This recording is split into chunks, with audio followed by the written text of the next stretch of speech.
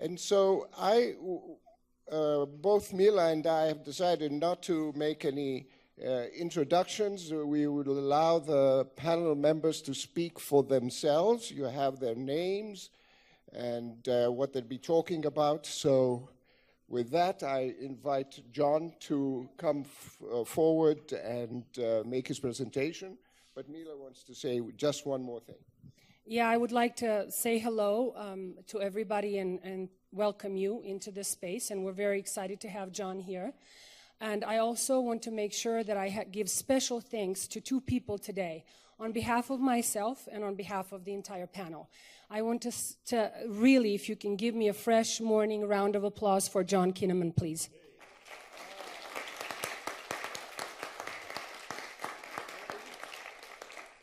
He has done an incredible job, and I hope it doesn't cost him his life at this point. So we'll send him on a special retreat and buy him a spa gift certificate. And another special shout to a lady that has put in so much work, and I'm really impressed by. That is Jennifer Wilby, please.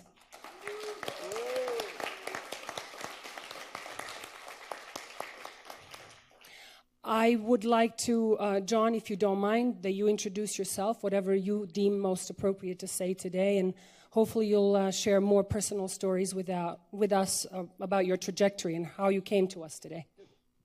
Thank you. Good morning. I'll keep the water here. I'm certainly learning quickly how you need to drink a lot of water in Boulder. I don't want to have a Marco Rubio moment up here. Well, I think you know roughly my story. I'm a recovering banker. I always, in a situation like this, like to say I left Wall Street in 2001, so can't blame me for what happened after that. And in all seriousness, I worked in a firm called J.P. Morgan that no longer exists. That name exists, but that firm is long gone. The culture in that firm is long gone. And I worked there for almost 20 years right out of college. And I'll talk a little bit more about how I got into this work toward the end. But my story is basically one of sensing, intuiting that something was pretty screwed up about our money system, and not knowing what that was, and having the opportunity to leave my career at a fairly young age, or certainly leave it in a formal sense, leave Wall Street without a desire to go find another job right away. And that led me into a learning journey, led me into reading a lot of books, and ultimately discovering system science. So I'll talk a little bit more about that. But that's essentially my story.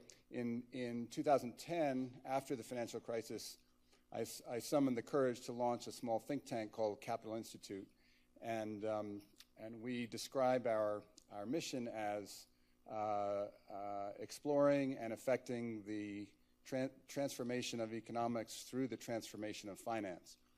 And as a great systems thinker and military general, Dwight Eisenhower once said, whenever you find a problem you can't solve, you need to make the problem bigger. And in many ways, I started out on this journey of thinking I needed to rethink finance, and that led into the very clear awareness that I needed to rethink, or we needed to rethink economics, and that led to an even bigger inquiry, which I'd like to walk us through here this morning. But before I do that, I need to kind of honor your group and some of the giants that I assume were part of this and maybe even helped found this organization. Kenneth Boulding is obviously well known in this group, and often I use his famous quote when I'm speaking to non-systems audiences that I don't even need to mention here. But this one actually I think is, in a sense, more profoundly important, and it very much is in alignment with my own thinking that we need to understand how economics is part of evolution, and yet, as we were just chatting, we kind of got stuck with neoliberalism and some bad ideas there. So it's great. It's a real privilege for me to be here, and somewhat daunting to address this group, a banker addressing a group of systems experts about systems. But it's also fun to be here because my daughter's a student here. And the Savory Institute has its home here. And I first learned about regenerative thinking, holistic thinking through my work with Alan Savory and the Savory Institute, which, if you're not familiar, they're involved in holistic land management. So in one sense, in a very literal sense, what I'm trying to do is learn the principles that Alan and his colleagues have been putting into practice around the world for the last 40 years in the management of a system called the grasslands, and extend that beyond grasslands to economies, both local, regional, and ultimately global. I also have to say that my mom is a 1951 graduate of the University of Boulder, so it's fun to be here. So as I said, I'm a banker, and we got to start right off by acknowledging the problem that finance has wrought on the world. As I said earlier, it wasn't always that way, but let me just quickly tick through some of the issues that aren't as well understood. I think what is well understood now is failed ethics and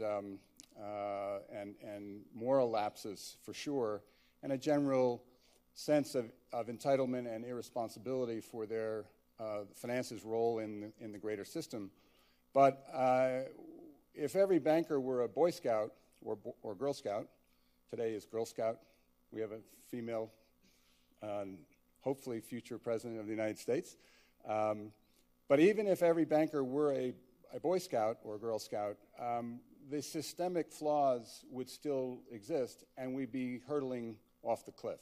So in many ways, the financial crisis and all of the scams and corruption and illegalities are a distraction from the much more profound issues that we need to deal with.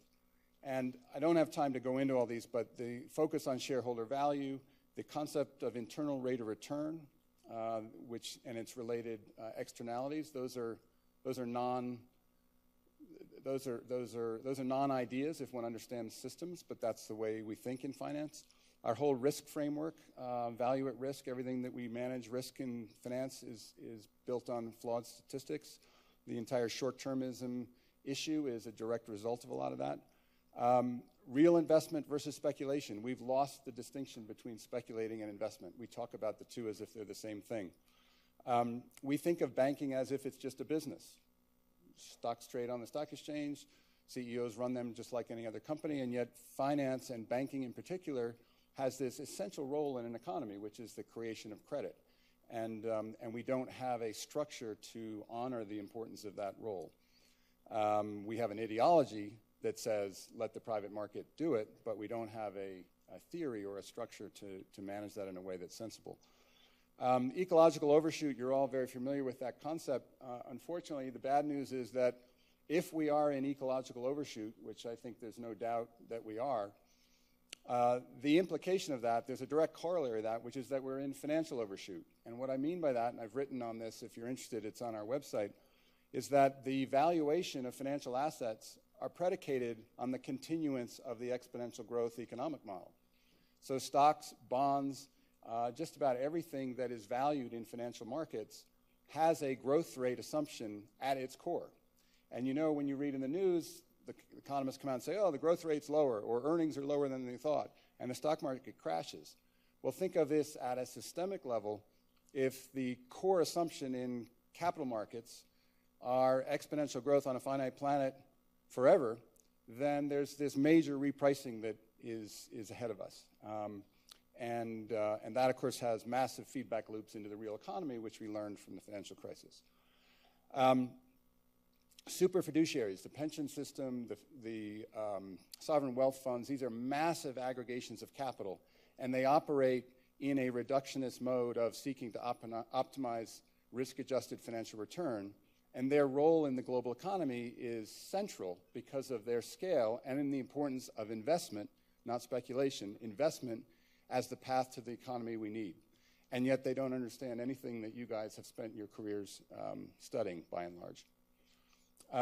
The institutionalization of the commons. You know, we have two sectors in the economy, the private sector and the public sector. And I don't need to tell anyone here how important the commons is, but that's not factored into our whole economic framework, and it needs to be.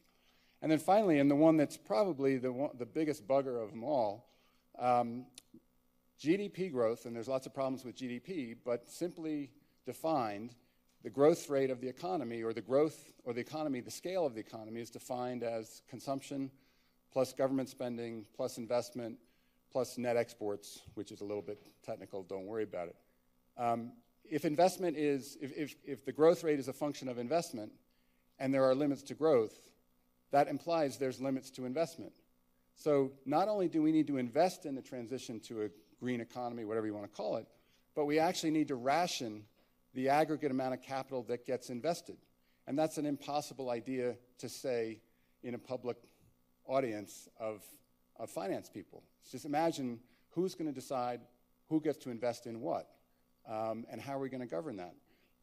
But again, I wrote a paper on that if you're interested to explore it further, but that's a giant challenge that's ahead of us. So as I said, in the sum of this, we're essentially lost in economics and finance, and when one is lost, one has to get back to first principles. And through my work with Alan Savory, he introduced me to Jan Smut's work.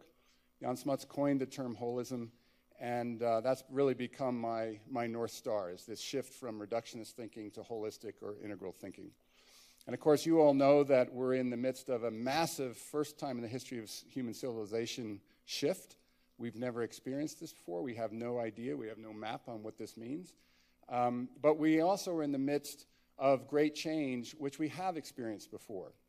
And I would argue that the shift we're going through now is as big as the shift from the medieval era to the modern era.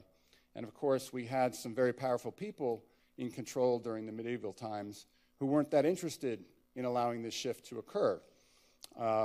This is a quote that Pope Paul V wrote in the Inquisition against Galileo, and of course Copernicus and Galileo lived relatively uncomfortable lives and unhappy lives with their idea that the earth is not actually the center of the universe. So we have popes today. Of course, they still wear red. Red is the power color, but they're the popes of economics, and I pick on poor Alan. Alan's not poor. But I pick on Alan not because he is, the problem. He's symptomatic of a problem, which is the belief in an ideology of neoliberalism. And this is a belief that both liberals and conservatives have, in their own variations, adopted to. And the good news is that the financial crisis triggered, it broke the dam. And the Pope himself said the whole intellectual edifice of our modern risk management paradigm, and what he means by that is how banks manage risk, how we invest capital, the whole thing, the whole enchilada, collapsed. And he and many other popes like him have been scratching their heads and trying to figure out what went wrong ever since.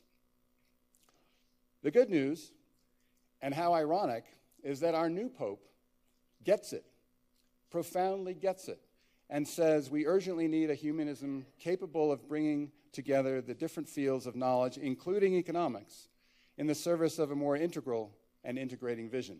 And I think we could substitute holistic equally well there. This is probably, for me, the most promising and hopeful shift that's occurred since I've been thinking about this work. I was in a meeting in Paris around the climate talks at Notre Dame, and was disheartened to learn how few priests in the Catholic Church have actually read the encyclical, much less talk about it in the pew, much less people of other faiths talking about it in the pew, which ultimately is where we need to head. But when I read that paper, and it's short and very accessible, if you haven't read it, I strongly encourage it. It struck me as a call for the work I had been working on for years, which was a paper that we launched about a year ago, a little over a year ago, called Regenerative Capitalism, How Universal Principles and Patterns Will Shape Our Next Economy. That's available on our website, and it's mostly a synthesis of my learning. I'm not sure there's an awful lot of new ideas in it. I was mentioning by email to Gunter this morning, his book published in something that begins with a 19, I forget exactly what year, has a chapter on generative systems.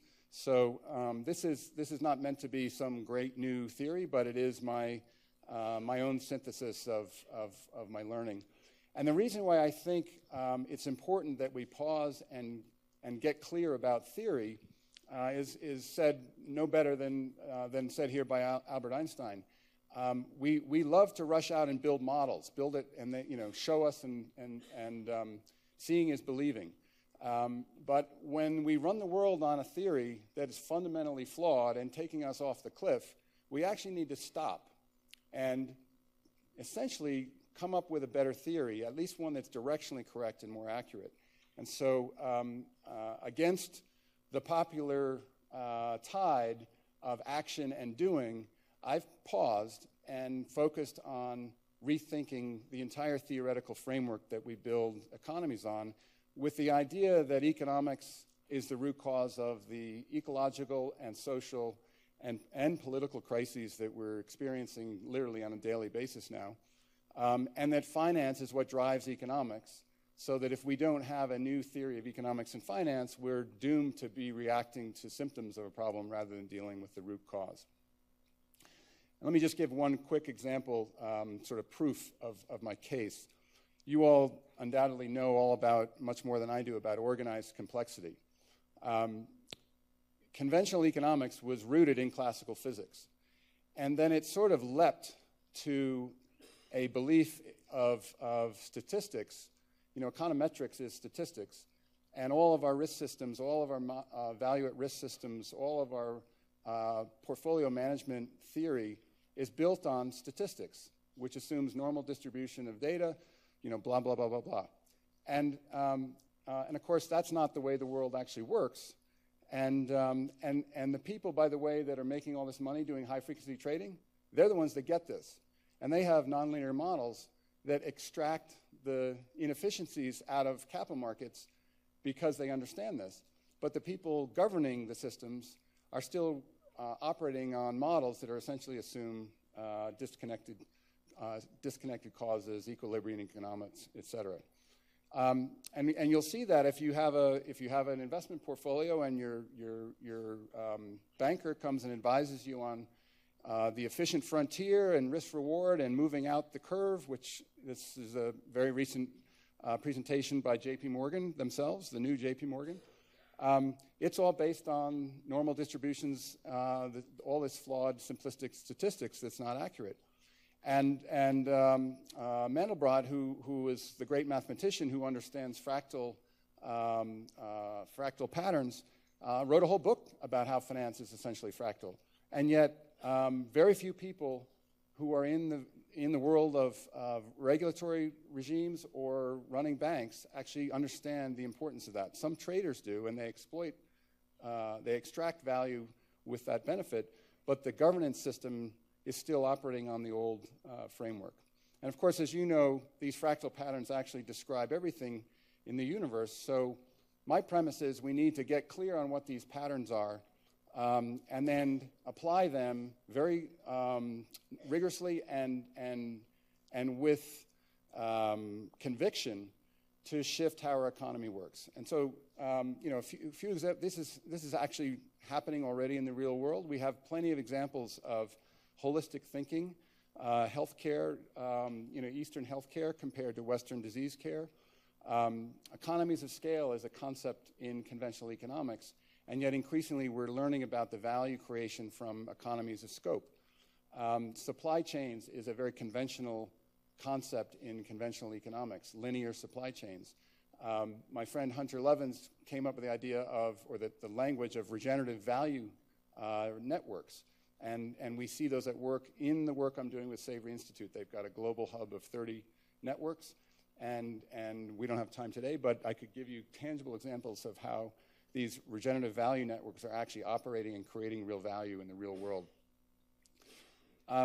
This idea of regeneration, I stumbled into it several times, but this visual really struck me. It came from Bill Reed, who's an architect, and applies it to the built environment. So I've expanded it to think from an economic system. And you can apply it to the firm as well, but it's more powerful to me when you think of it as a system concept. And the idea is essentially that all of our work on sustainability in business and in finance has been to shift from this degenerative system on the left that we have to become less bad with this idea that someday we'll reach sustainable. But as you all know, the reason we're having this conversation today is because our bodies are continuously regenerating. So we need to understand what this regenerative process is, the outcome of which is health or sustainability, if we're ever going to shift the economy to a sustainable path. I've done my best to synthesize the principles of a regenerative economy into as few ideas as I can. This, by definition, is shifting into reductionist thinking. So warning, this is flawed thinking. There is no way to reduce a complex concept like regenerative processes into 3 principles, 5 principles, 8 principles, 18 principles. And this is just one person's attempt to try to articulate it. But this is what I came up with on the first pass, and actually at Capital Institute we're already working on a better way to present this. But how am I doing on time, by the way? Oh, good. We're doing good.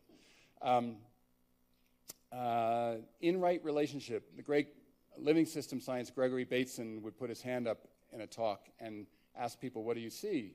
And they would say, I see a hand. And then he would say, well, what else? And he would say, well, 5 fingers. Or they would say 5 fingers. But of course, the answer he was looking for is 4 relationships. The relationships between the fingers, which creates the essence of what a hand, the potential of a hand. And this is such a profound idea when one thinks about the way we organize and run our economies. And I'll just use one example, which is to me the kind of the elephant in the room we need to deal with when dealing with the massive problem of global corporations and their short-term decision-making and their absence of any seeming responsibility for activities beyond their own income statement, defined as financial income statement. And that is that most people in business understand that the relationship between a customer and a company is essential. No one would debate that. And most people would understand and agree that the relationship between the employees and the management is essential. And there's decades of management theory on how we can manage that better, blah, blah, blah. But we live in a world of public companies where capital markets intermediate owners and companies. And those capital markets have become super efficient, and we think that's good. And I used to run capital markets in Morgan, so I know a bit about this. But the unintended consequence of that is that we've severed the relationship between owners and companies. And there's a world of difference between a private company managed in a family for generations and the responsibility that they presume or assume, not all private companies, by the way, but many private companies, versus a public company where literally there are shareholders but no owners. A shareholder gives you a contractual right to some things, but it gives you no ownership rights, and it doesn't give you any ownership responsibility. And so we've spent 25 years in sustainable finance, social responsible investing, ESG, integrated reporting, blah, blah, blah. All of that's important. Increased transparency about these issues is essential. But until we reconnect the relationship with those responsible for an enterprise, which is the owners, with the company, we're dealing with symptoms and not root causes. And so if we had a roadmap of principles that were real, that we used, we would know that we need to change the way companies are owned in the global economy. And we would have an entirely different conversation with the fiduciaries, the pension industry, the sovereign wealth funds, than the conversations that we're having today. Each of these has, plenty of depth behind them. The paper goes into, a fair amount of detail in each of these. I'm sure this language will resonate with many of you who have studied systems, living systems in particular. But I'll go just a couple more quick examples. Again, at a very macro level, the relationship between the economy, between finance, the economy, and the planet is all screwed up. This is the way you think about it if you're a finance person. Finance sits at the top. We're the rich guys. We're the powerful. We're the smart ones. And we allocate capital in such a way to optimize the risk-adjusted return on our capital. That's the way the system is designed. And it works pretty well for the capital. That's if everyone's a Boy Scout. Forget about fraud and all that stuff. That's just the design of the system. And the economy sort of does what it does, free markets, invisible hand, all magic works wonders. Yeah, we need some regulation here and there. And the planet and the people on the planet are, we think of as labor and resources. And of course, that's something profoundly wrong with that. What we actually need to do is think of finance as embedded in an economy. It's a subsystem of the economy, in service of the economy. And of course, the economy, as many people long before me have said, needs to be embedded in society, in culture, and in the biosphere. How we get from here to there, my best effort and guess is that we need to get clear on the theory and the principles and start using the principles to find root causes to deal with real solutions. Here's an example of the balance. One of the principles, I call it imbalance. And of course, that's not just a systems concept, that's has been taught to us again and again in many of our wisdom traditions, indigenous and yoga, for example, in particular. But it's fascinating to me. When I saw this chart, it was like another epiphany. I've had a lot of epiphanies along the way. This is work done by Bob Ulanowitz, where he showed through studying real data in real systems that they tend to balance. The systems that have sustained themselves for long periods of time don't optimize. They balance between efficiency and resiliency. And so there's all this craze now about we need to be more resilient. Well, that's true, but that's only because we've spent the last 500 years in the false pursuit of efficiency. And in many ways, the financial crisis was us getting off to the right there. The system got very brittle and it collapsed, but for the bailout of the central bankers. So balance is one of the structural elements of these principles. And then real quickly, if you're interested, we do storytelling. I think storytelling is a critical way to communicate this. Real projects in the real world. There's 35 of them documented on our website in our field guide. Again, Gunther's spent, I don't know how many years developing projects. I guarantee that if we studied those through our regenerative lens, we would say, oh, there's the regenerative economy emerging all over the place. As I mentioned, I learned this through my work with Alan Savory. The pasture on the left was holistically managed. The one on the right, conventionally managed. It doesn't take a genius to figure out which one of those is better for both the rancher, the rancher's family, the economics of the ranch, and biodiversity, water retention, and carbon sequestration. So this is very real. One of the things Alan likes to say in thinking about holistic decision-making is we need to get clear about the whole under management. And this is where the whole local and regional and bioregional and watershed work comes in. An economy, a global economy, is an abstraction. We need to shift from thinking about global firms to place-based wholes under management. And a global firm actually is a network that operates within multiple wholes that need to be managed. And so our work is going to be increasingly focused on mayors and cities as well as regions rather than companies. And I think it will shift the way we think about these challenges. And then finally, we're doing really exciting work on metrics. This is all kind of an abstraction until we can have measures and set benchmarks and chart progress and develop policies that force us to make that progress. And in the interest of time, I won't go into these in detail. I'll just use one example. Mutualism, you all know very well that symbiotic mutualistic relationships between the parts define how living systems work. Well, going back to finance and this issue of speculation and investment, real investment enables mutualistically positive win-win outcomes. Financial speculation, by definition, is a win-lose trade. I win, you lose. You win, I lose on every single trade. So by definition, it violates the principle of regenerative systems and should be taxed or have some policy that discourages it. No one thinks that way in financial regulation. They think, well, speculation, that's just our right to have free markets and whatnot, but they don't understand the systemic damage that it's causing. So I mentioned earlier I've done a lot of reading in the 10 years following my time on Wall Street. Richard Tarnas, the famous historian, wrote that the first Copernicans had experienced an inner conversion. Their epiphany was at once intellectual, spiritual, psychological, and cosmological. Their intuition ran far ahead in advance of all the theoretical and empirical work that needed to be done. And that just resonates with me so strongly that, Capital Institute is just getting started on, with a lot of other people, this theoretical and empirical work that needs to be done. So it's a very exciting time. And if I can just close with a short personal anecdote, since I've been asked to get personal here.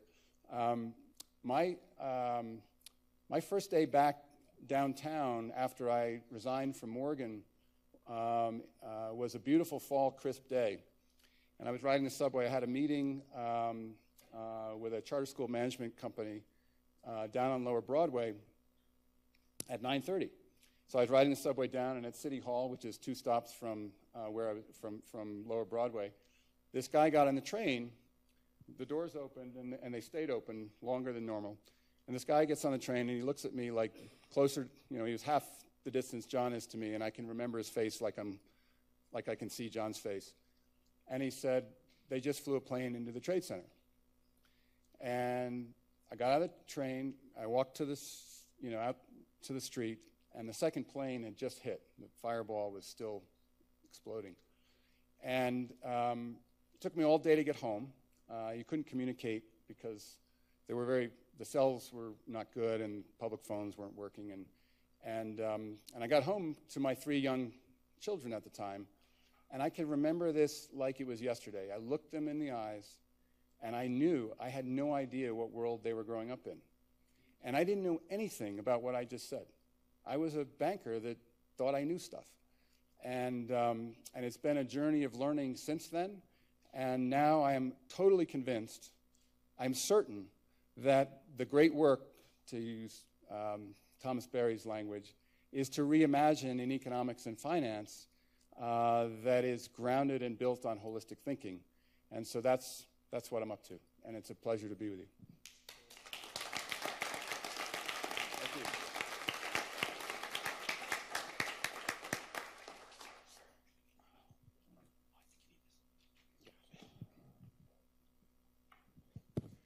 Well, hello again. So we'll leave the questions to the end. So my name is Alec Tsoucatos, and I'll start with the personal. I came here to study with Kenneth Boulding in 1971.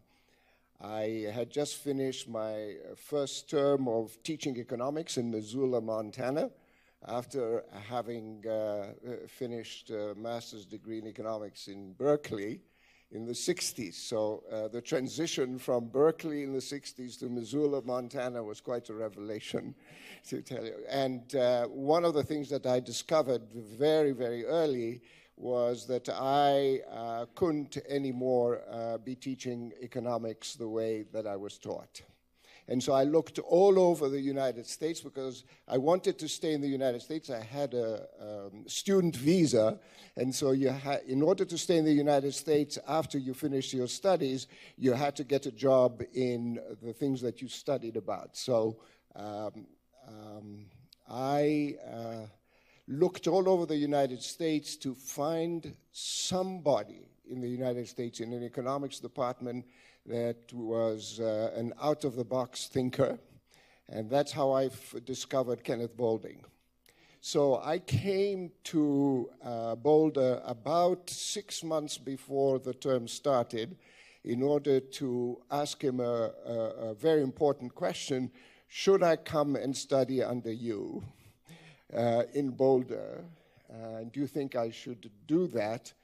And his response was, in economics, and his response was, well, the weather is very lovely in Boulder. It was very telling because Boulding had an office in a completely different building from the economics department. All right, so the title of this conversation is The Economics of Care, Wisdom, and Empowerment.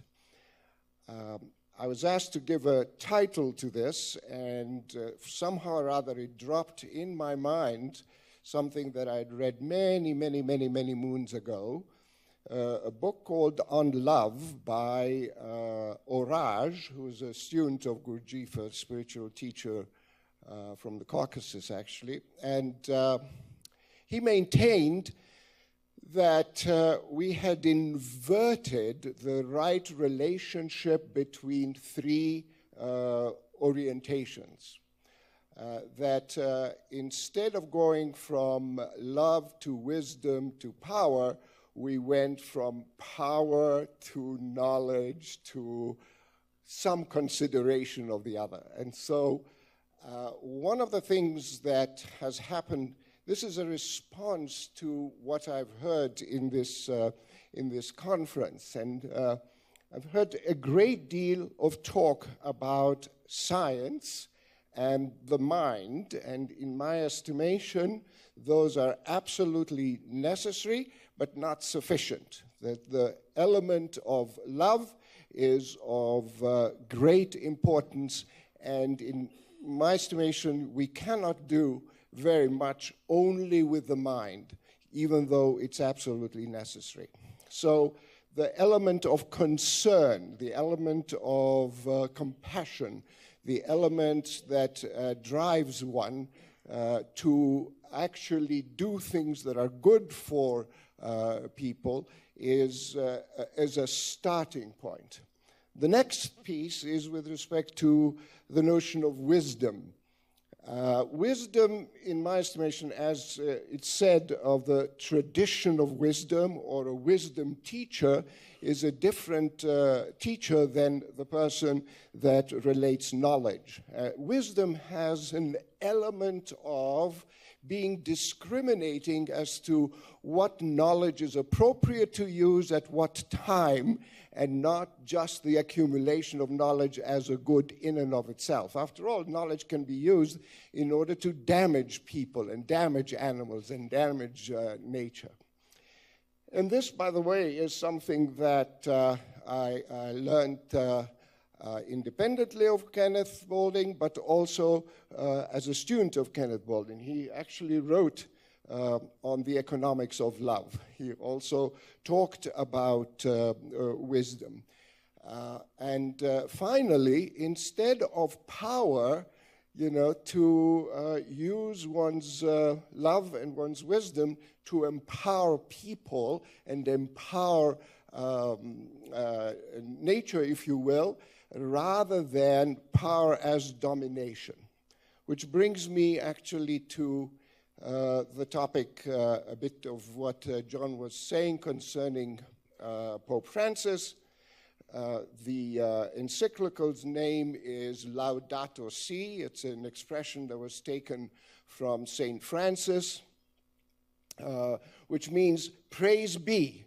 Well, if you have knowledge, it doesn't mean that you praise. Your praise is beyond knowledge. Your knowledge is a subset of praise, as it were. So it's a sense of an exclamation of joy, an exclamation of wonder that some scientists actually do have, but not necessarily all. I have rarely seen an economist that's joyful, or a financier for that matter. It's sort of. Oh, very good. Excellent, excellent. Well, good, good. Join the minority group. So the call of Francis is not actually to only Catholics, not only to only Christians. His call is to the world. And he says that at the very, very, very beginning. Because why? Because of our love for of our home, which is the earth. So again, the notion of home has something more than a sense of knowledge. It has a connection. There is a connection of feeling, that is terribly important, to not be separate from those things that we are studying. So the other element that I wanted to bring up is the notion of economics. I'm Greek, so I'm bringing up a few Greek terms, of oikos, which means household, and nomos, which means law, so a pattern that a household needs to follow for the well-being of the people in the household. The well-being, in this case, being the material well-being. Now, of course, our household has gone from an individual household all the way to the planet is our household or as a home. The second notion is the notion of politics, which has deteriorated something fierce. Because the original notion of politics, Aristotle thought that it was the queen of all disciplines because it dealt with how to pattern ourselves with the idea that we would take care of the polis, of the city-state. Now the city-state, again, is the planet. So, again, it's a matter of caring about the well-being. Gerhard yesterday said that he wasn't satisfied with the notion of sustainability because what did it matter if something was sustainable if it was sustainable on a level that didn't allow for people's well-being, for people's happiness. So we have to combine sustainability with the element of happiness. So, by the way, also Aristotle suggests that he distinguished economics from what he called chrimatistiki. Chrima in Greek means money, so it's the art of making money. And he considered the art of making money as just trivial and not necessarily a very good thing, whereas economics was a very noble profession, as it were. So, this brings me to my third point, which is that if we are talking about general systems, we cannot exclude religion and the arts and the humanities, if you will. This is another way of knowing.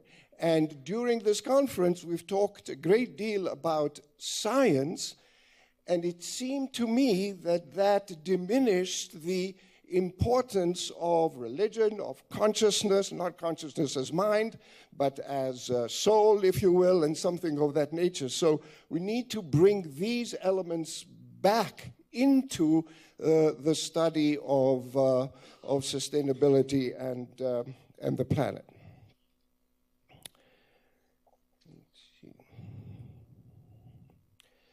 Now, one last point, and that is,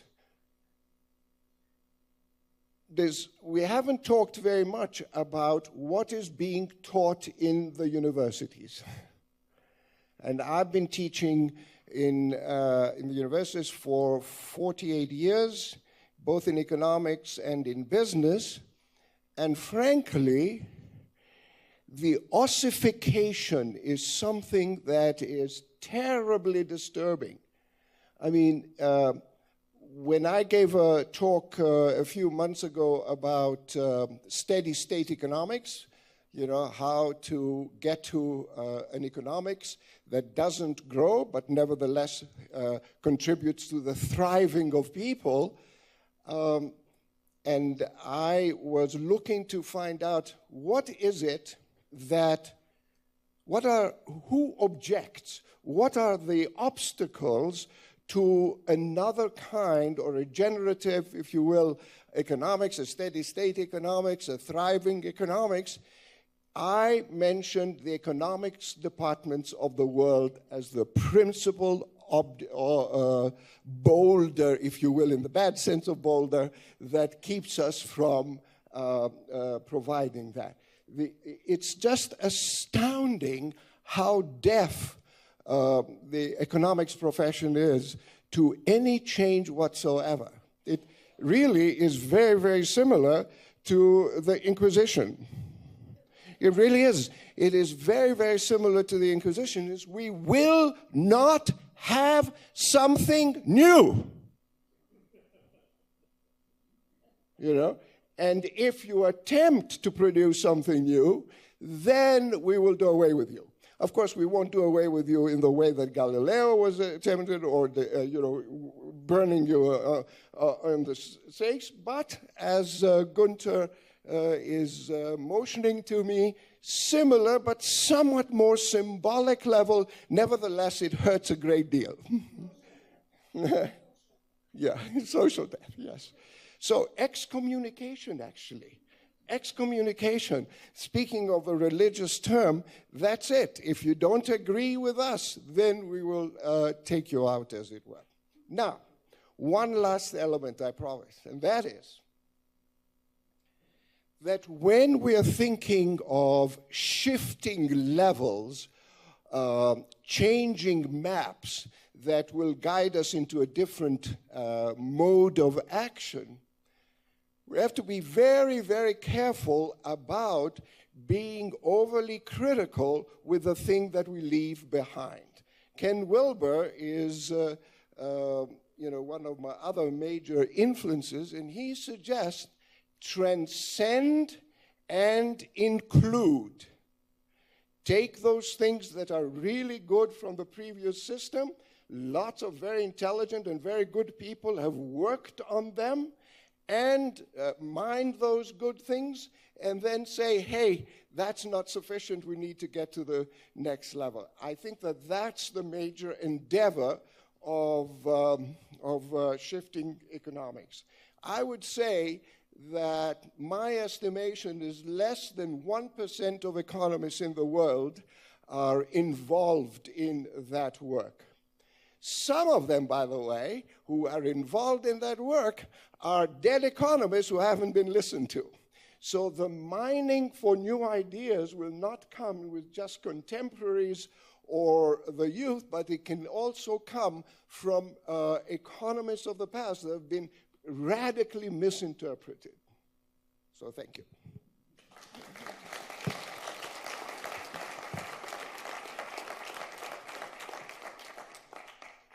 So Mila is next. Can I ask my panelists, Elizabeth and Gunther, to join me here? Because I really need the backing of my community for strength to talk. I'm a bit nervous.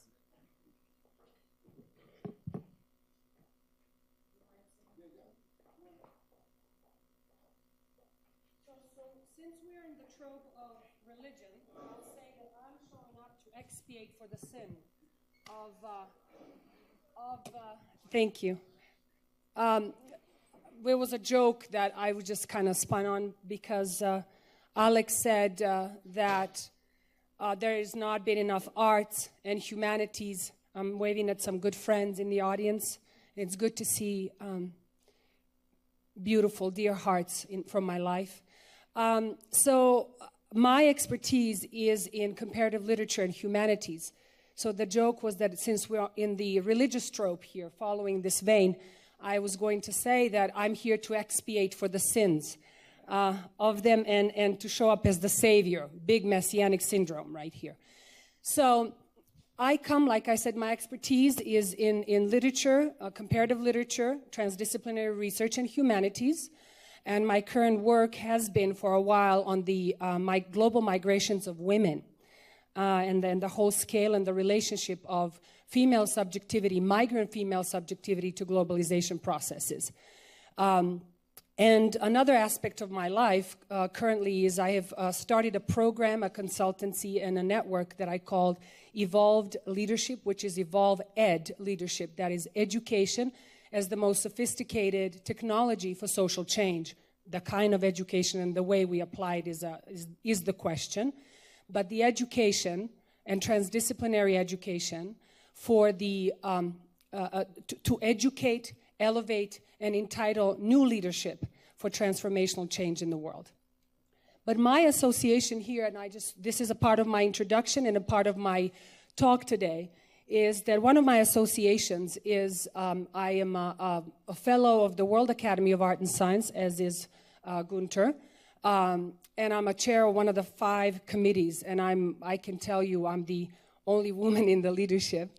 So I've been expiating for a lot of sins in a lot of circles, in a lot of domains. But I'm very grateful also to tag on to what Alec was saying, that these old structures are being turned inside out, as you have heard a series of experiences where people have come to a critical point and that there's a fine twisting, transformational twisting in one's life, as it has happened with Alec or John, as I'm sure with every single one of us, that has brought us to this awareness and personal evolution to a point where we realize that our personal lives and our collective lives and our relationships are unsustainable the same old way. So we have started in the World Academy to develop a working group that's called New Economic Theory Working Group, and Gunther, again, is a part of that group, and I want to invite publicly, so you cannot back out, John Fullerton to join us. It is a group, a wide international group of disillusioned but enheartened people. That is the twist. That have come together to think of the ethics, values, mindset, worldview that is actually running us, that forms the framework, the prism, through which, the lens through which we observe the world, through which we determine the value of everything. Without our consensual recognition of something, there is no value in that. So we have to be operating from a certain framework of mind in order to determine even economic value. And I would like to, that's a part of my talk. But this group has been working diligently. We already had 3 conferences, one in Florida, University of Gainesville. One was recently finished at Lisbon in Portugal with the University of Lisbon. And the next one is going to be at the University of Stellenbosch in South Africa. So look out for that, and hopefully you guys will sign up to get the information about that. So this is to basically just continue talking about this, just to give you a website so where you can find this information, and to really add on to John's even his quotes from Einstein and his discussion of values and interconnected vital issues. Is I just want to quickly reference the history of World Academy. There was a conference in the U.S. in 1959. And this group of scientists, among whom I have to admit, Oppenheimer was there. These were disheartened scientists. And we are in part grateful them for feeling that crisis of the heart to bring us to the place of greater enlightenment now. What they realized at the conferences is the knowledge that they have been generating has been terribly used against humanity, and it has been co-opted, appropriated in a terrible way to devastate the planet and humanity. So the next year, 1960, they started World University as this honorary society that brings most eminent thinkers, practitioners, artists, scientists that have key roles to not only be people of merit and accomplishment, but also to show a steady service to humanity and to have diverse interests. They themselves have to be widely developed with a wide scope of influence. To come together at this point, we have about 700 people in it, all the way ranging from a Russian artist who is 14 years old, so we have come a long way, all the way to leading figures of states.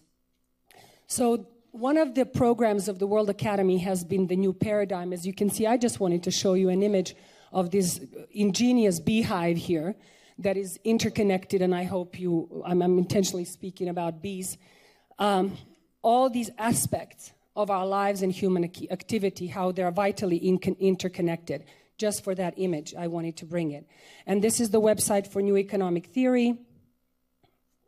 And I want to briefly, I'm not going to talk about all of this, but I am going to mention that it is focused on changing values, so changing the economic policies and behaviors that are generating high levels of unemployment, inequality, and bankrupting the nature, bringing the debate back to where it belongs, right? The world we want to live in, and harness the best available ideas and practices on human-centered, ecologically sustainable economy to create informative, authoritative, and compelling educational and communication tool with the power to challenge and alter, I would say, both economic system and our mindsets, as well as the entire educational system. So this will be shared.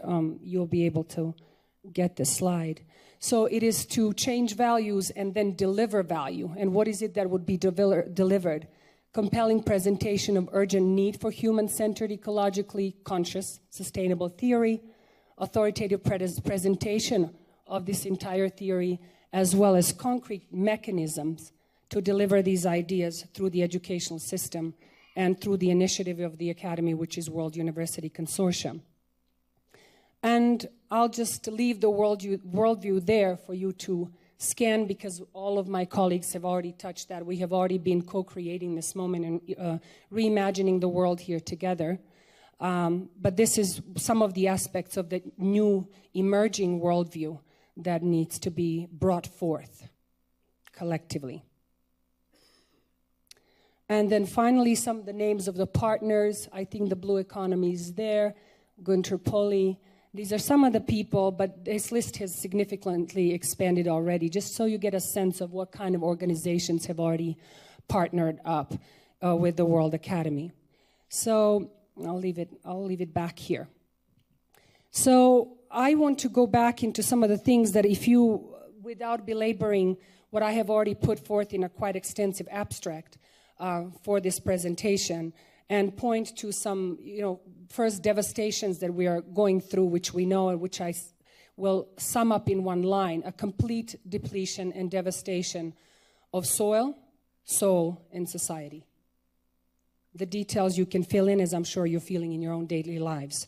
So what is happening in this rampant depletion and exhaustion that we're experiencing is a repeated need that we have heard voiced here to have the economy and economics re-embedded and re-embodied into the greater web of life. That's what we've all been saying. So I just want to sort of give some pointers here without stretching the theory. So this kind of a state of affairs of postmodern economy has brought us to the moment of post-mortem of economy itself. So the postmodern economic thought has brought us to the postmortem of economy. And this state of affairs is unsustainable, primarily because that which we value and how our values are orientated has been causing a lot of problem and devaluing us ultimately. So that's the paradoxical twist we need to think about. And what I would like to point out with this paradox that I just brought up is that complex times require paradoxical solutions in return. What kind of new paradox can we bring now forward to counter the paradox that I just mentioned? What kind of paradox can we bring into the discussion, into our daily lives, that will deal with the fact that which is priceless, the pure human potential, determines the value of everything? So let's tap into that. What kind of values, what kind of spiritual equations do we need to apply? And I'm going to spell it out, right? Because never have you sat on a panel that has spoken more of the spirit than you have today, I'm sure. And I also, in return, want to thank ISSS for truly being holistic in that sense. So what kind of paradoxical value, what is it that you share and in the act of division multiplies in return? I'll just leave that out there for your contemplation. And this is not a koan. This is solvable. Okay? What kind of intrinsic, inherent, internal, the wherewithal that comes from within do we need to bring forth that we know by fact that functions by this paradox? By dividing, it multiplies. And I'll just leave that out there as some pointers because I want to keep the conversation shorter if possible. So some of the measures, it's apparent to me that we have to come up with new economic theory, and I understand that a lot of people are giving a lot of pushback because they're saying, listen, this is not how things are going to happen. We have to do work. And what I've heard from both Gunter and Alec and Elizabeth and John and all the dear friends and my own children is that you do from a mindset. You immediately act from a certain mindset. So this is not some kind of crazy polarity as we have been polarizing our planet, our political system, and our own psyche continually between theory and practice, reds and blues and all this stuff. It's a very, very violent system and very reductive system of polarizing our psyche and our entire thinking that way. This is theoria. This is a way of being, living, and acting in the world and engaging the world. So we know that economics, what is economics? It is creation, it is exchange, it is relationships. Can we find ways to redefine this for the sake of reciprocity and all the wonderful values that you've already been talking about for days, and I don't have to repeat them. You know what you need, and you know what you're aspiring to. Those are not complicating things. And there are universal values that we can tap into that would actually be able to engage and address people from diverse backgrounds, cultures, continents, and everything. So one of the things that I would like to mention, and I'll mention them as pointers, is that these are my recommendations, a set of quick recommendations. First and foremost, I advocate for really genuine and sober unhinging of capitalism from democracy.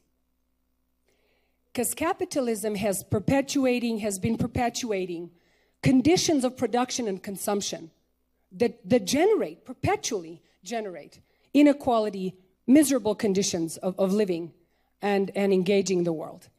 Even when there is money in the world, it is not guaranteed that it's going to buy well-being. And Richard Easterling has been talking about economics of happiness. Schumacher has been talking about the small and beautiful. This is to tell you that I've been reading economics. But I really don't want to delve into all the thinkers rather than just to bring everything this with you in a very personable and immediate way. But I have done my homework.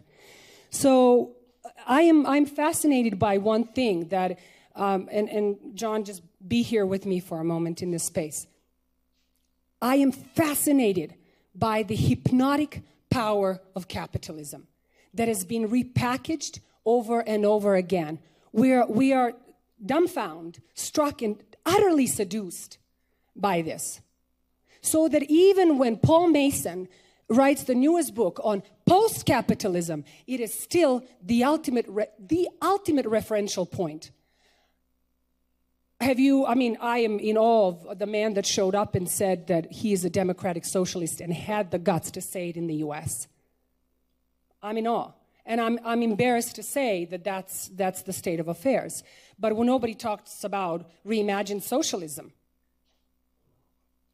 And this is not critique, this is a concern. And it's shared. So this is something that I would like to think about. And Cicero said that freedom is participation in power. And I am being the wild woman and daring to take Cicero himself forward and say, my dear friend, it is actually participation in power. It is not that. It's partnership in power. That's another thing, another pointer. And all of these points can be developed further. I just want to give them. Restoring the order of care, of which Alec has spoken. Riane Eisler herself has created the economy of care. And that's an entire, to be able to do that is basically to have to create both a particular social climate, a set of systems of care and support, socially and privately, and a whole social movement. To be able to do that. We have to rearrange desires, and I will not belabor that one, but I like to say to rearrange desires, not talk about your buying power and where you're investing your money. Where are you investing your emotions, your time, your priorities, your devotion rather than commitment? What are you giving of yourself? What are you recognizing as your value? And where ultimately will you put that currency in? So we need to be rearranging our desires towards a more, if you want, more elegant living. And we can discuss what that means. So another thing I would like to mention is that we need to be in this polarizing movement in our entire culture that we are individually. I would love to see one person in the audience that has not been raised, educated, and treated like this. If there is anybody, please, because I just want to hang with you and I want to learn with you. If there is one person that has not been raised between the push and pull poles of reward and punishment in one form or another. And it could be also mean the threat of discussions. It could be also the distraction of the media. I mean, on any scale of our interactions, this is what we're operating on. And I am tired of that. I want to talk about growth, evolution, integrating all things and carrying them forward, accelerating and elevating them forward. So basically, I'm cheering for measuring how transformed we are, how evolved we are, how far along we have come. And in that process to work towards re-enchanting ourselves with the world. So to kind of round this off is to say that to have technological solutions for any of this is basically going to just leave us with a lot of edifices and, repair kits and maintenance systems and sustainability as damage control.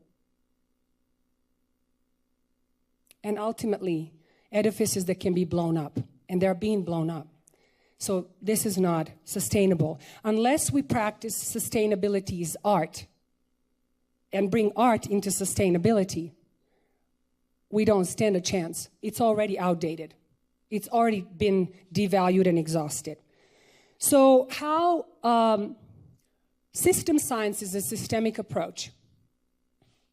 I spoke yesterday at my workshop on the art and science of transformation about the rise of social artistry and things like that, and arts and sciences as ways of knowing and being and engaging, showing up in the world, appearing to each other and ourselves in the world. So I brought there a couple of points that I want to address to you to show you that I've been practicing system sciences. So what is it that when we are overwhelmed with studying systems and they say, well, you try to have an entry point here, but then you end up engaged with all of this and it becomes overwhelming. It's not that difficult. What happens with system sciences is that you have the kind of perspective, broad, deep, wide enough to study formations, figurations, patterns, principles, governing principles and patterns, right? If you got that kind of transformative vision, then you can deal with that which appears overwhelming from up here.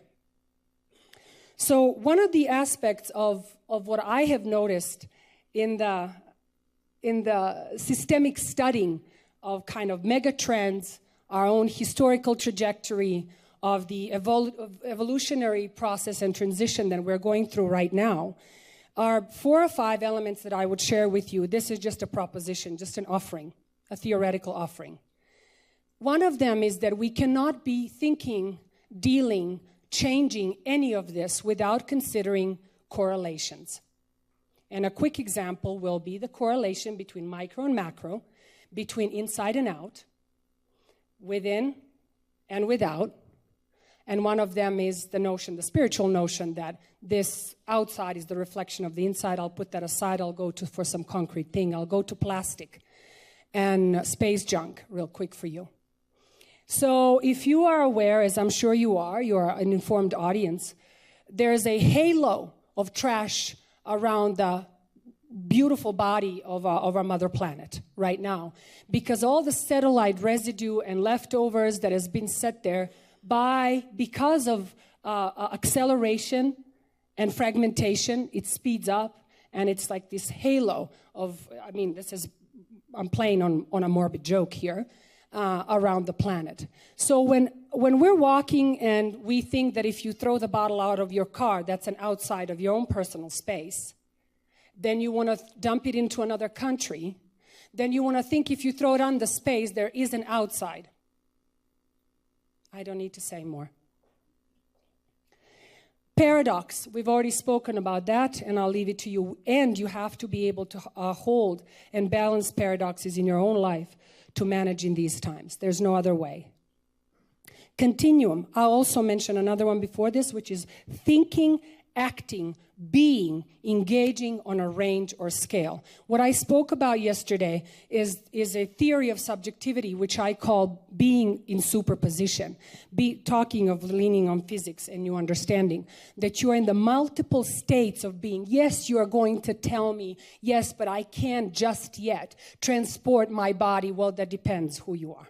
But I can't just yet transport my body into another location geographically. There's still a cumbersome way about this 3D embodied thing, right? But the consciousness is limitless. And the regenerative power of it is absolutely limitless. And we do exist in multitudes of spatio-temporal aspects and multiple temporalities, as in psychological time. God knows what you're thinking about right now. And where you're at, actually. But besides that, truly, if we're talking about identity, that is especially the stuff that I've derived from the examples of women migrating around the world. It's mind-blowing. Anybody interested, contact me. But we have to engage each other and everything on a spectrum. Other than that, you will, as a person to me, be reduced to a case of immigrancy, a case of cancer, a divorce case, a single mom case, a welfare case. We're not cases to each other, and we're not that. So, I'm rounding off. So, we have to personally engage that way, and we need to engage the world and other cultures that way. And final point is the fifth aspect in this entire aspect, systemic aspect in domains is continuum, the notion of continuum, that we come as accumulation, as the peak point in history and in time, space, dimension, as a dream and desire of generations before us. You know how you came about. And we owe it to many, many generations as the seedling. So you are very old and very new at the same time. You are the seedling of what is coming forth. And if we go by what Native Americans, which I have to honor, I have to mention them as an immigrant, I feel that I owe it to them. Their philosophy of seventh generation. If you don't leave your home and environment and the community in a state of being that can serve 7 generations after you, I hope we'll be able to sit together, feel together, work together, and play together to save each other from that prospect. Thank you.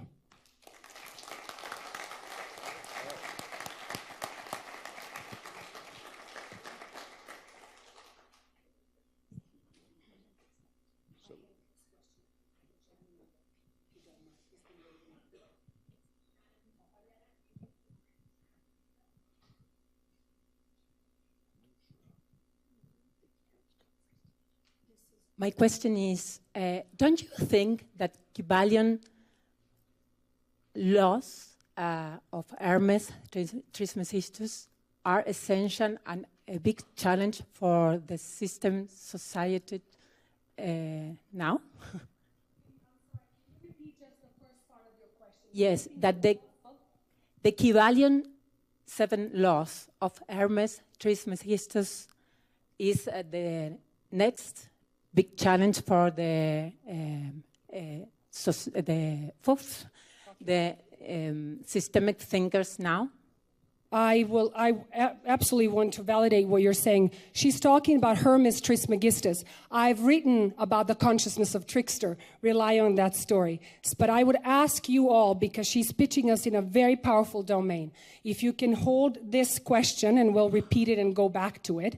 Okay, we'll address it for a minute, because I want to introduce a special guest. I'll get back to you. I've seen all the hands, and I'll get back to all the questions. Louis, is that okay? But I really want you to hear another voice, and I will say shamelessly, another young female voice, extremely wise and brilliant. We are blessed to have Elizabeth Kucinich with us, who has been an food and animal activist and peacemaker and policy change maker, working for years at the seat of power in Washington, D.C., both within her own initiatives and spreading her own interests between the policy pushing and documentary film production that is appealing to the greater audience for education and awareness, as well as raising a farm at this point. I mean, this woman has her mind set and soul set on the highest and her hands in the dirt working. And on every single one of those levels, her capacities has been doubled up with working with her husband, Dennis Kucinich, who has been a 2 times Democratic presidential candidate and one of the most impressionable politicians with impeccable records that I have met. Besides, he's from back home. His origin partially is from former Yugoslavia, so I'm quite partial, as you can see, shamelessly again. So I would like to have Elizabeth to speak about what she has been working on, what her perspective is, and then we're going to get to questions. But what is impressive here is that she's basically working closely with John's framework. So it's an incredible example. Thank you, Mila. Can I get a round of applause?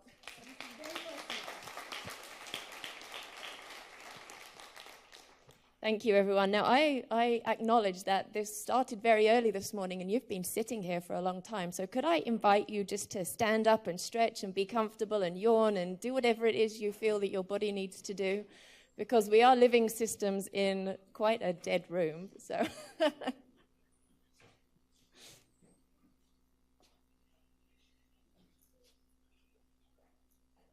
And whenever you're ready, you're allowed to sit down, or you can keep going, whatever you like.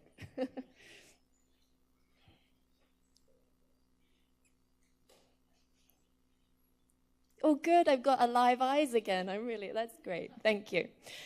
So in starting out to speak to you, I'm going to take a few minutes, but I would like to acknowledge 2 people. And one was one of my university professors whose name was John Bousfield. And it's interesting that Mila brings up this concept of paradox, because John and I became great friends, and I used to see this constant tussle within him, this paradox, this misunderstanding and inability to really grasp the ultimate extremes of our existence. And sadly, he, who was my greatest teacher, one of my greatest teachers, one of my greatest friends, he committed suicide because it was very difficult for him to live within the system that he understood. But he taught systems theory, and he taught it to me as part of my religious studies and theology degree in a module that was called Understanding Other Cultures. And I thought I was going to actually learn to understand other cultures. I was going to learn something very tangible. No. What John taught me wasn't about anything specifically. What he taught me was how to think. And I think this is the opportunity that all the educators and people in this room, whatever it is that you do, whichever field you're in, we have the opportunity to really help people to think differently. Because as soon as we think differently, the world starts to change. So we've heard today many things and over this course of this week about how we need to move from our heads down to our hearts. And I would suggest that that brings certainly thought down into a greater position of wisdom, but we also then need to be connecting with our solar plexus. And as Gunther says, we need action, we need passion, we need to feel this stuff. So we need to do that. But at the same time, we need to raise our consciousness. So the crown of us needs to truly be opened. So if we can think of ourselves as a whole living system and really embody that in ourselves, we'll be able to be the teachers and the change makers that I think many of us are, and also many of us aspire to be in that same position. My mother is an extraordinary woman, and she knew that she had given birth to a girl who wanted to change the world as soon as she could talk. My mother also saw within me a great level of desperation in that I knew I was born down here and I needed to get up here, and the world was in crisis and systems were falling over and society needed to change. And she taught me one thing that has stuck with me, and I lend this to you, which was to always turn a negative thought into a positive action. So when we see something negative, we don't have to dwell on it. We can internalize it, transform it, and let it back out into the world as a different possibility. And I would like to just briefly go over a few areas that have been brought up today and also through the week, but just again in that frame. When we look at healthcare, A level of consciousness would say disease management. We need to oppress the body. We need to suppress you with antibiotics, with pharmaceuticals. We need to give the doctor the power to take us over. In a holistic systems approach, we understand that we are an organism in an environment, and we need to really support that. In a holistic approach, we are actually helping to boost immune systems, to boost the person in the society. When we look at human relations, when we look at international relations, diplomacy, the way that our government is working is a war on terror. There's a consciousness here which is of suppression in every single field that we see. A war on terror, we need to suppress others in order for our society to blossom. Clearly that's not a holistic view. In economics, John Fullerton talked about credit. Well, I came actually to this country to work on monetary policy reform. From the age of 18, I was going to a group at the House of Lords for about 10 years that was called the Forum for Stable Currencies. And we were really looking at, I was very interested in, what is actually the thing upriver that is causing all of this devastation? Because I don't believe it's an internal destructive mechanism in the human psyche that we're manifesting. I do think it's a flawed system design. And so when we look back upriver, we see actually the creation of money into an economic system is where the first challenge comes in. And what's happened is instead of having a neutral value of money, which is abundance, we have created a system that's based upon debt, of private banks being able to us borrowing money into existence from private banks. When you have that as the premise at the start, you will always have a system that is based not on abundance, but on something very different. So we have an attack on abundance through our change in terminology from money and wealth to credit. So we need to be taking back this consciousness of actually what money and wealth truly are. And it's not credit, it's not debt, it's something very different. My field, as Mila mentioned, is food and agriculture policy. The shifting consciousness here is very, very, very ripe. So we're seeing, again, in agriculture policy, a need to suppress weeds, to take control of a genome, to look at the environment in a very reductionist sense, to say that we need to solve the world's problems by taking control of a system. What we actually need to be doing is to understand a system, understand the way in which the world feeds itself, think ecologically, and that is what is so exciting about this conference and everybody that's here. So those are just a few opening thoughts, but I really do invite you in this term to turn those negative thoughts into positive actions. The one area that I particularly work on is really looking at climate and climate change, and this can be very debilitating for young people when we think that we are at ecological systems collapse, economic systems collapse. Our political system is clearly in disarray. There is a great opportunity here, though. We need to be thinking in terms of a cycle. When we look at the challenges of climate change, it's because we're very, very good at pumping things up into the atmosphere, but haven't really thought about how we close that system back down and bring it back down. Well, just as a final thought, the way we've been doing agriculture that has lent itself into a state of being that's being manifested where maybe we have 100 harvests left in our field, if we're lucky, because of the way that we've been tilling and destroying the soil. This is a crisis that we have within our food system. Our nutrient values of our food are going right down. Yields are being maintained because people are adding more and more and more synthetic fertilizers and chemicals. But what we need to be doing is taking care of the soil. What we have done is actually cause for our fields to be carbon pumps, putting carbon into the environment rather than carbon sinks drawing them down. What we need is more carbon in our soils. And what does climate change show us? We have this massive, wonderful shroud at the moment all the way around our planet, a blanket of carbon and other gases that we have the opportunity to bring down. It's a free resource that's up there. It's very sad that we've come to this point, but our fields desperately need all of that carbon, and guess what? It's up there. So if we turn this negative thought of climate change and the issue of food insecurity into a positive action, we'll be thinking about engage in ecological thinking into how we bring that down. And the way that we do that could be through technology, but the greatest technology and intelligence that we have is truly within our ecosystem. It's biological sequestration. It's using plants. It's using photosynthesis, this wonderful thing that we learn about in high school, what turns plants green. This is the key to really changing and saving the world, but also to enhancing and inspiring our living bodies and then for our spirits. So we have the opportunity to turn a negative thought into a positive action in every aspect of our lives. And I'm really looking forward to engaging with you in a greater conversation. Thank you.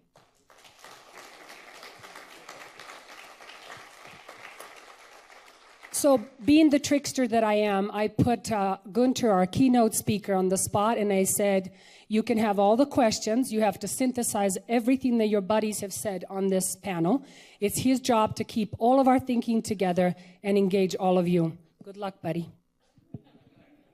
Very good indeed. I'd be happy to oblige. And you know, listening here since this morning, I really would like to just give you 3 introductory thoughts related to actual things that are done. And thank you so much for inspiring me. I couldn't stop actually writing, John, when you were busy. This is the first time that I did 3D farming. So one of the problems we have with farming is we're doing everything 2D. Who was so stupid of thinking 2D? We know 3D is much better. So this is a 3D farm, and that means that we can generate in Fiji $75,000 per hectare by doing 3D farming. And by including the 5 kingdoms of nature. And that's right there. Now in Fiji, no one earns $75,000 per hectare. In America, no one either. Not even in the European Union. But we have what I call, and what has been described 40 years ago as the tragedy of the commons. The tragedy is the false promise of the invisible hand. And here you see me herding sheep. The guy in the back is me.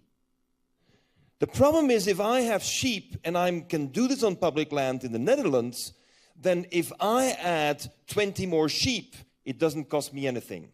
If anyone else who also has the same right adds 20 sheep, we know that it comes to the point, as we've seen everywhere in the world, that you destroy the system. The invisible hand is not able to guide us in the commons. It destroys it.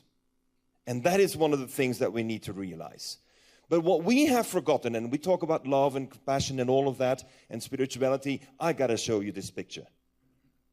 You know that we as a human being, we went from this to this, and we had an incredible risk-taking. The risk was that when we're standing up on 2 feet, we're slower and less stable.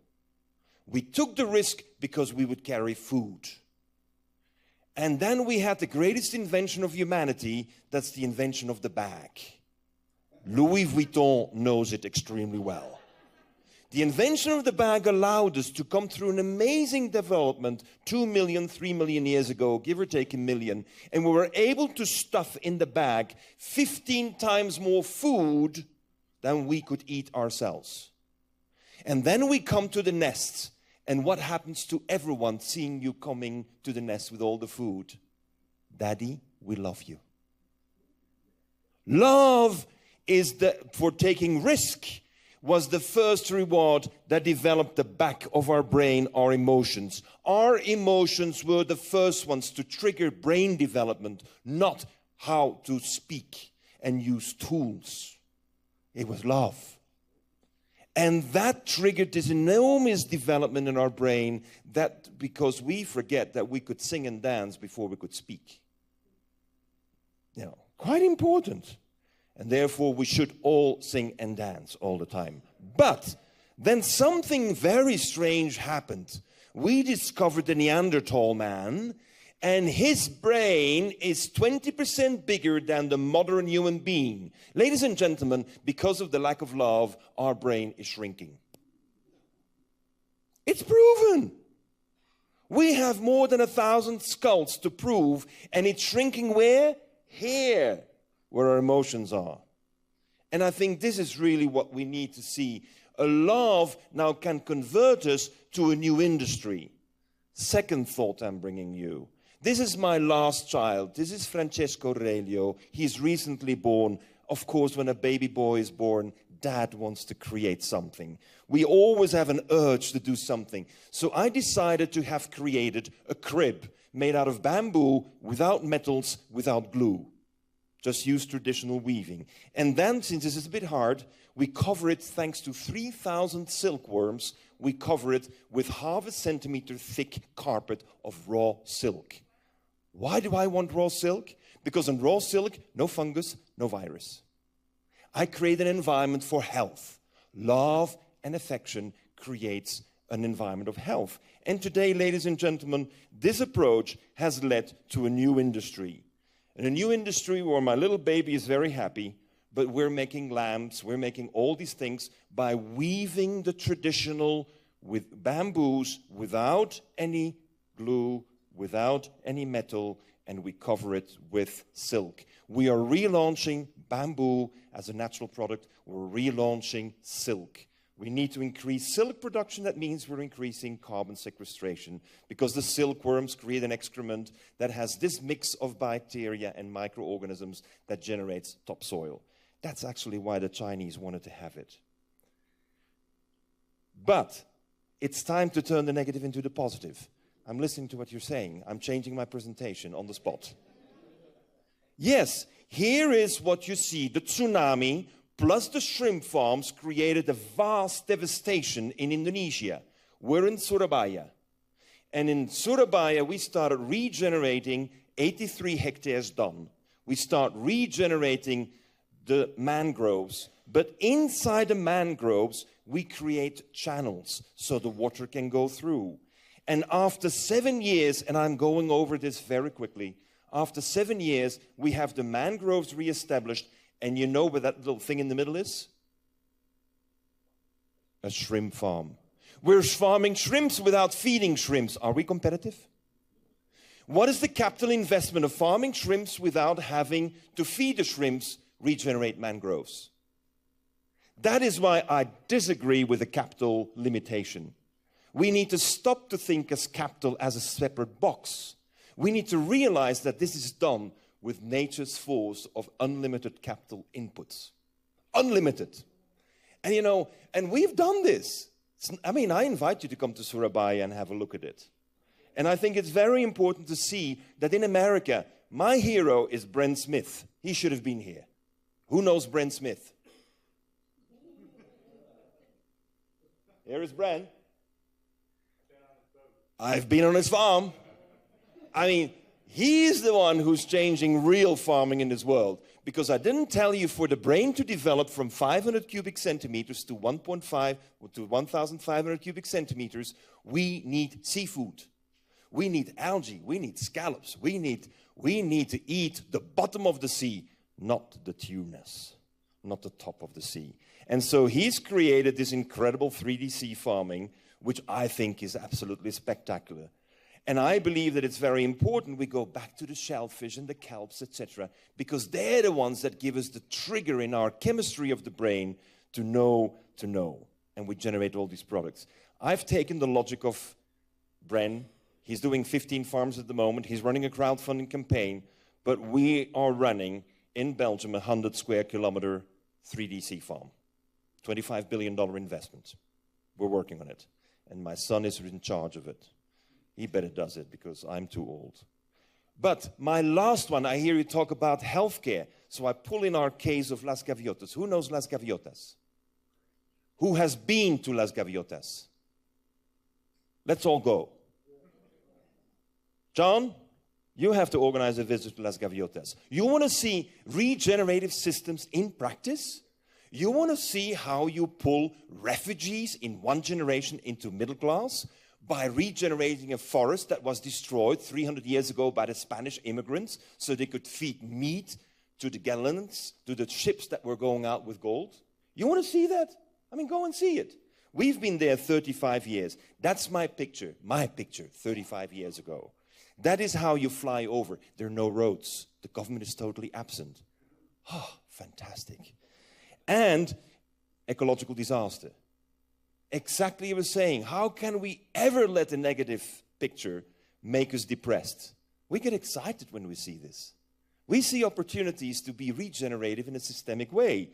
And it's the most incredible example because we use las garrarillas del bosque, las bosques de garrillería, which are these little forests that always survive around the rivers. We use the bionomes of these to regenerate a whole forest. You don't have to make an effort, you just have to understand a few details. And one of the few details we understood was mycorrhizal fungi.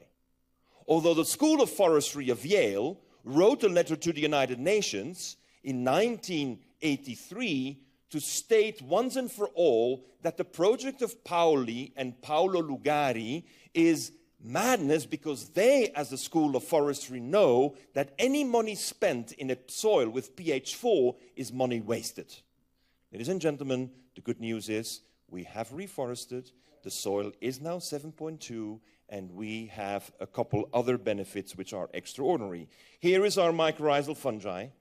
It is 100 million units of mycorrhizal in a little spoon. We drench our trees in mycorrhizal fungi so that the nodules of mycorrhizal will stick to the soil. And I am finishing very soon. We're planting this, we're tapping the trees, but I'm going to the conclusion, which is the most important. This is my dear friend Paolo. Partner. The key is, thanks to the regeneration of the forest, we have drinking water. Drinking water for us is a commons. Drinking water is for free, even when you have to bottle it by law. We sell 10% of our production to Bogota, where stupid people are ready to pay $2 a bottle, like for Evian and Fiji and so on. We sell 10%, so 90% can be given for free. And every child in our region gets a bicycle for free at the age of 6. What happens to children who drink water 3 liters a day and ride the bicycle every day? Very simple. They're healthy. They're so healthy, ladies and gentlemen, that we had to close the hospital for lack of patients.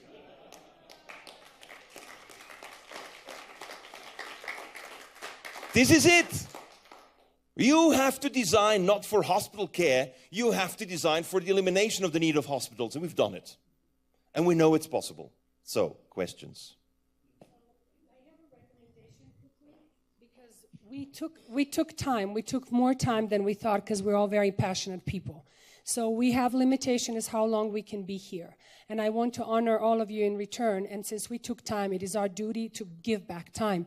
So and I'm being the dictator, since in the same spirit, right, of reciprocity. So my panel doesn't stand a chance of saying no to what I'm going to recommend, which is we are going to give our coffee break 15 minutes to stay here, to be available to you, to talk to you if you want to come forward and talk to us and approach us here. Is that a fair deal?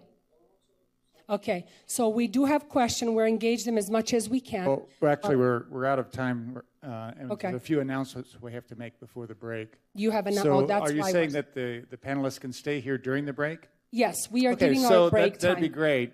Just go on. We only have 15 minutes for break, so get your coffee, whatever, and come up